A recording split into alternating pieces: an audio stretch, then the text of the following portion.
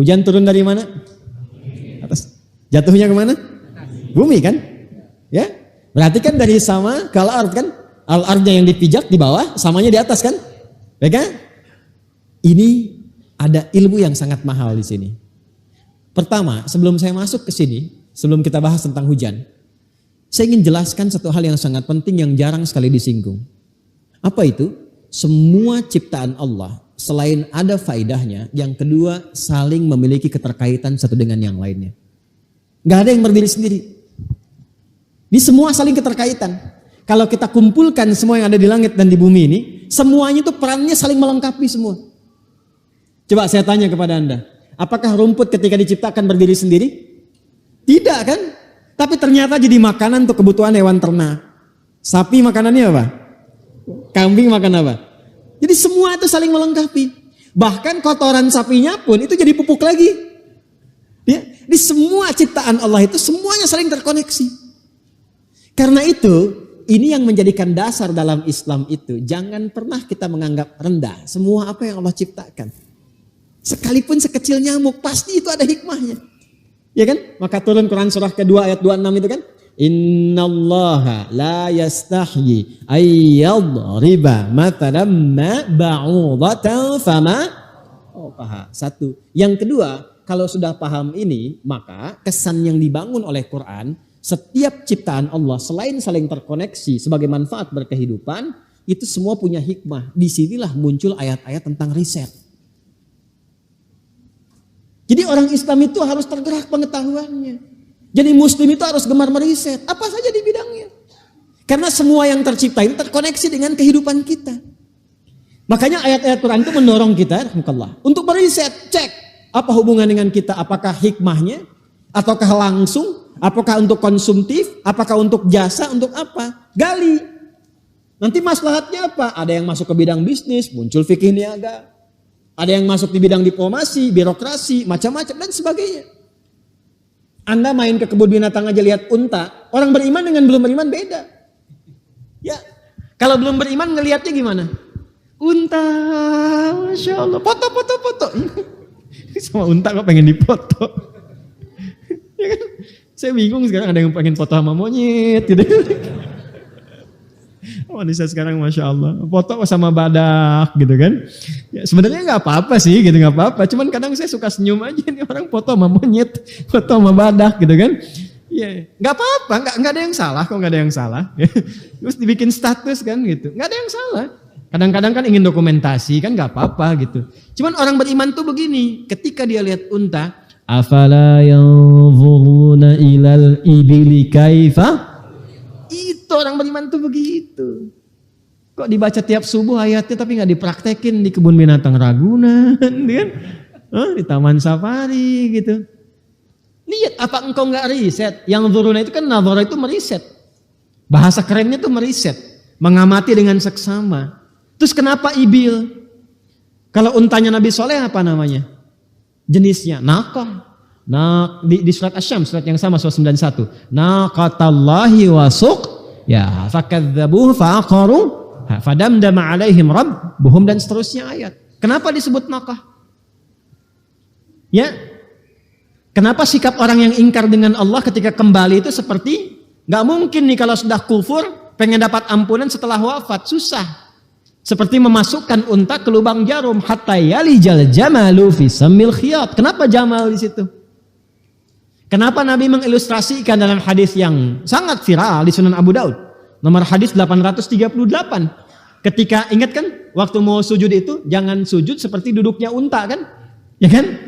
Kenapa yang pertama menggunakan ibil, yang kedua menggunakan ba'ir? Ketika Nabi menyampaikan dan dikutip penyampaian itu oleh sahabat Wa'il bin Hujur radhiyallahu taala anhu, itu kalimatnya jangan sujud seperti duduknya unta, dahulukan lututmu sebelum kedua telapak tanganmu. La tasjud kama yabrukul ibil. Ya, faliyadha rukbatahi qabla yadayhi. Letakkan kedua lututnya sebelum telapak tangannya. Tapi ketika Nabi menyampaikan sabdanya dan didengar oleh Abu Hurairah setelah masuk Islam, kalimatnya itu tidak sama menggunakan kata ba'ir. Ya, Idza sajadta au bima ma'na kama qala Rasulullah sallallahu alaihi wasallam, idza sajadta fala tasjud kama yabrukul ba'ir. Faliyadha yadaika qabla rukbataik. Dahulukan telapak tanganmu sebelum lututmu. Itu memahami seperti itu. Kalau kita tekstual saja, maka nanti akan terjadi sebuah saklekisitas. Gejala saklekisitas. Jadi saklek begitu aja. Ya, kita nggak ngeriset lagi. Padahal dua-duanya kalau diterjemahkan unta kan? Jangan sujud seperti duduknya unta. Hadis pertama, letakkan lututmu. Hadis kedua, letakkan telapak tanganmu. Yang lebih kejam lagi nanti pertanyaannya begini, kok Nabi nggak konsisten? Tuh, yang salah orang yang nggak paham, yang disalahkan Rasulullah kan? Itu kan jadi masalah tuh, ya kan? Maka cara ngajinya kalau begitu nanti, yang satu akan pegang dengan lutut, yang satu akan pegang dengan telapak tangan, dan itu nggak ada masalah, benar. Tapi yang jadi problem itu ketika diperselisihkan. Yang benar ini pakai telapak tangan, hadisnya begini. Ini yang paling sahih. Tidak pakai lutut, ini juga sahih. Yang paling aneh kan dua-duanya di kitab yang sama. Ya kan? Iya enggak? Iya, pernah lihat enggak?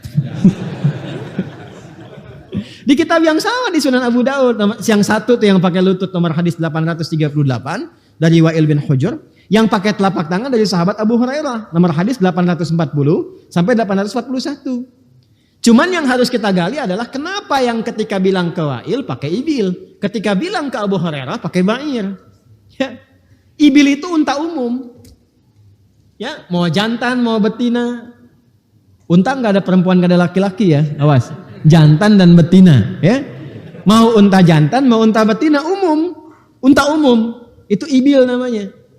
Dan dia punya karakteristik yang sama semua unta. Kalau sudah pakai nama ibil, sama semua unta. Misal, saya waktu di Timur Tengah, tepatnya lebih tepat di Tripoli itu, punya satu kajian tafsir.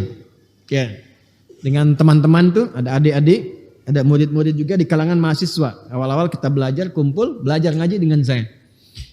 Kita bawa tuh prakteknya ke kebun binatang di Tripoli. Jadi kalau sedang ngaji satu ayat ada kaitan dengan hewan misalnya. Nah, untuk pembuktiannya saya ajak ke kebun binatang. Tugasnya sederhana. Ini anak-anak TK di sini dulu saya ajak begitu tuh sebelum Covid tuh. Ya, jadi ada kelompok semua keluarkan hewan yang ada di Quran. Jadi ada kelompok unta, kelompok monyet, kemudian ada lagi gajah. Alfil kan gajah kan? Ya. Lalu dibuat kelompok unta datang tuh kan. Monyet, kelompok monyet kan datang gitu. Gajah gitu. Riset. Coba riset semua karakteristik kebiasaan hewan ini. Kalau nggak paham tanyakan pawangnya. Nanti mengerti kenapa Yahudi dikutuk menjadi kera dulu misalnya kan. Yang Al-Baqarah di ayat ke-65 itu. Walaqad alimtumul ladzina atadaw minkum fis sabti faqulna lahum kunu qiradatan. Kenapa nggak dikutuk jadi tikus aja misalnya? Kenapa harus monyet? Nah, jadi jangan sampai berhenti di situ, cek dulu. Gimana ini? Apa alasannya? Unta, kenapa di sini ibil? Kenapa di sana nakah? Kenapa di sini jamal? Datanglah ke pawang unta, indah sekali. Ketika tanya apa keistimewaan unta? Satu, unta dia punya selaput di matanya. Jadi dengan selaput ini dia bisa tahan tuh. Ya kalau ada badai pasir, dia nggak usah ditutup mata begini. Ya maka akan keluar selaputnya menyaring itu pasir, dia tetap bisa jalan. Makanya orang Arab menyebutnya safinatus sahra, kendaraan padang pasir yang masih bisa lewat. Itu hikmahnya. Anda mau pakai mobil apapun yang mewah, tetap akan berhenti. Unta jalan. Dilihatin. Kedua dia punya tempat menyimpan air tuh. Dia olah dalam dirinya itu. Sebulan dia bisa nggak minum. Sebulan loh. Jadi kalau ada orang nggak minum dalam sebulan, ya sama dengan ya, punya kemampuan seperti unta, ya kan?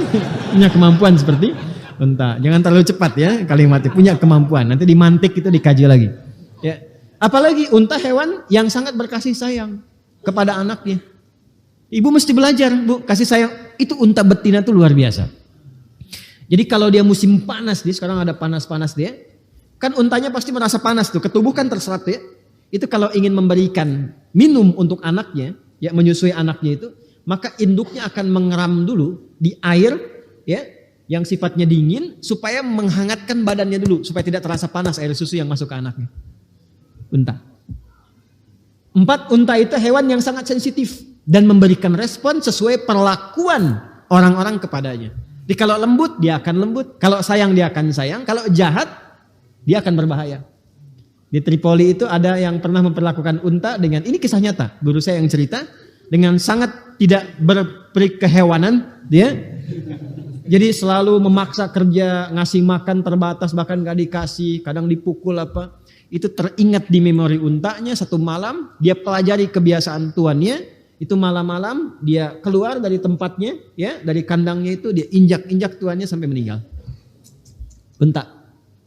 Ya, makanya unta itu sangat menarik. Karena itu kan kenapa Nabi, saya tanya, Nabi waktu beliau hijrah dari Mekah ke Yathrib, Al-Madinah, Al-Munawwarah, beliau menentukan tempatnya itu meminta apa yang jalan? Unta kan? Ya, dan berhenti di rumahnya Abu Ayyub Al-Ansari itu kan, itu ada hikmahnya. Nah, unta yang diminta itu untuk berjalan seperti itu, ibil, naqah, jamal atau ba'ir. Harus sampai ke situ. Itu diriset tuh, riset dan sebagainya. Maka ditemukan kalau ibil itu umum sifatnya tapi punya keunggulan. Makanya kalau diriset dari situ dibawa. Bisa nggak bikin kacamata dengan model begini, model begini. Nanti banyak hadis yang lain yang bisa diriset. Nanti ada kelasnya kita insya Allah. Ya. Nah kalau ba'ir itu unta tunggangan. Unta tunggangan itu sudah ada beban. Ya, dan yang paling menarik yang kelima yang belum selesai itu. Kebanyakan orang kalau melihat unta dia akan mengatakan unta kakinya 4. Ya kan? Kakinya berapa? Kebanyakan demikian. Tapi ketika ditanya pawang di sana dia jawab. Kata pawangnya itu kakinya 2, tangannya 2.